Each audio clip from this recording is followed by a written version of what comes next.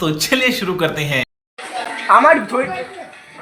रे तो एल लग गए।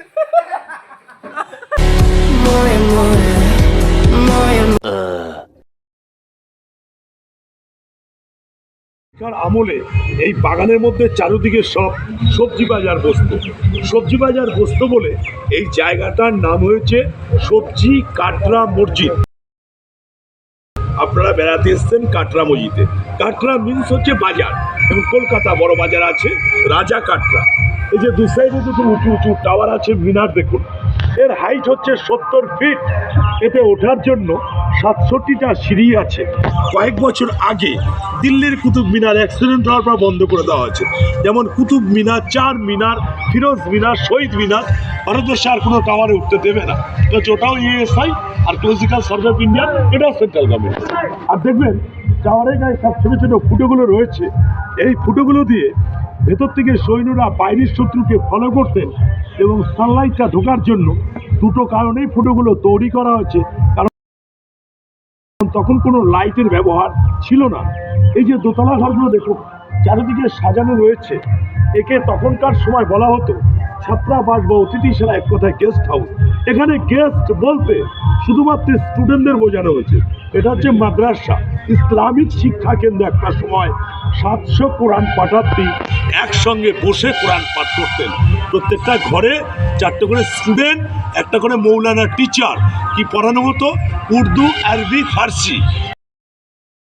আর এখন তো ইংরেজি, বাংলা, হিন্দি শেখানো হয়। তখন বাংলা ভাষাটাও প্রচলিত ছিল না। আর প্রত্যেকটা গেটের হাইট দেখুন সব ছোটো করে দেওয়া হয়েছে। স্যার আমাদের আমাদের আমাদের জন্য তো ঠিক আছে, তখনকার লোক তো লম্বা লম্বা ছিল।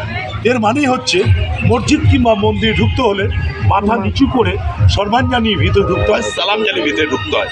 আপনারা যেটা দিয়ে প্রবেশ করলেন, আপনারা সবাই মিলে ঢুকলেন ওদের ব্যাক সাইড, ওটা পেছন দিক। উল্টো কথাটা কেন বললাম?